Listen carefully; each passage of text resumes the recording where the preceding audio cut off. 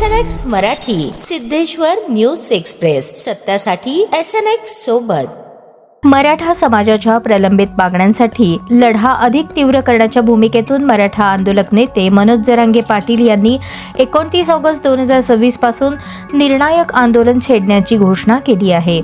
या आंदोलनात समाज बांधवांनी शांतता, शिस्त आणि एकजुटीने सहभागी व्हावे असे आवाहन त्यांनी केले. मराठा आरक्षणासह समाजाच्या विविध प्रलंबित मागण्यांवर सरकारने अद्याप ठोस निर्णय घेतलेला नसल्याचा आरोप करत आता आंदोलन निर्णायक टप्प्यात नेण्याचा निर्धार करण्यात आला.